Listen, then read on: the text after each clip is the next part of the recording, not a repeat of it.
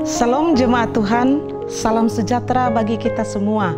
Jumpa lagi dalam acara Light of Revival, renungan firman Tuhan yang akan menuntun kita di sepanjang hari ini. Bersama saya, Evangelis Pauline Laamali.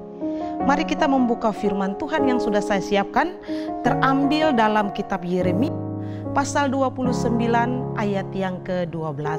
Demikian bunyi firman Tuhan. Dan apabila kamu berseru dan datang untuk berdoa kepadaku, maka aku akan mendengarkan kamu. Tuhan mendengar doamu. Bapak Ibu jemaat Tuhan yang terkasih, firman Tuhan yang baru saja kita baca itu adalah surat kiriman dari Nabi Yeremia kepada bangsa Israel yang ada di pembuangan di tanah Babel. Ada banyak hal yang Yeremia sampaikan yang merupakan firman Tuhan kepada bangsa Israel, dan salah satunya Tuhan bicara tentang hal berdoa. Mengapa Tuhan mengatakan demikian kepada bangsa Israel? Karena pada saat itu banyak nabi-nabi dan juga para peramal yang membawa bangsa Israel kepada mimpi-mimpi yang itu tidak berkenan kepada Tuhan. Dengan demikian Tuhan berkata supaya mereka mau membawa segala pergumulan mereka kepada Tuhan. Firman Tuhan berkata, jika kamu berdoa kepadaku, aku mendengarkan kamu. Terlihat bahwa ada dua pesan penting yang bisa kita lihat dari teks ini. Yang pertama, Tuhan mau supaya bangsa Israel hanya berdoa kepada Allah saja. Dan yang kedua, ketika mereka berdoa kepadanya, Dia mendengarkan mereka. Ini berarti ada hal penting yang bisa kita belajar dari sini. Sebagai orang-orang percaya, kita semua Bapak Ibu Saudara sekalian, kita punya pergumulan dan persoalan dalam hidup ini. Tapi Kristus mengajarkan harus berdoa kepada Allah. Dan Yesus sendiri juga setia di dalam menjalin relasi dengan Sang Bapa melalui doa. Walaupun di dalam doa ada doa Yesus yang tidak dijawab oleh Sang Bapa. Salah satunya adalah ketika Yesus berdoa meminta cawan murka Allah itu lalu dari hidupnya. Yesus tidak mendapatkan jawaban dari Bapa.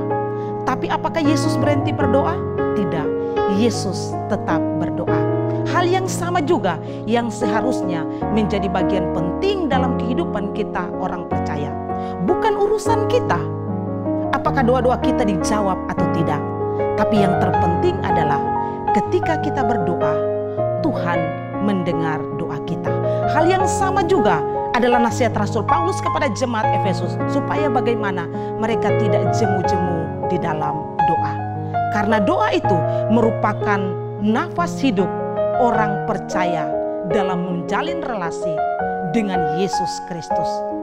Karena itu, pagi hari ini, seberapapun beban kita, seberapapun pergumulan kita di hadapan Tuhan, ingat, Dia mau supaya kita hanya membawa setiap persoalan dan masalah kita kepada Dia.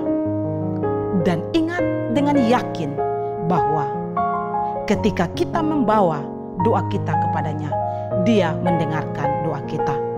Bapak Ibu jemaat Tuhan yang terkasih, jangan putus asa, jangan menjadi kecewa bahkan meninggalkan Tuhan jika doa-doa saudara tidak dijawab.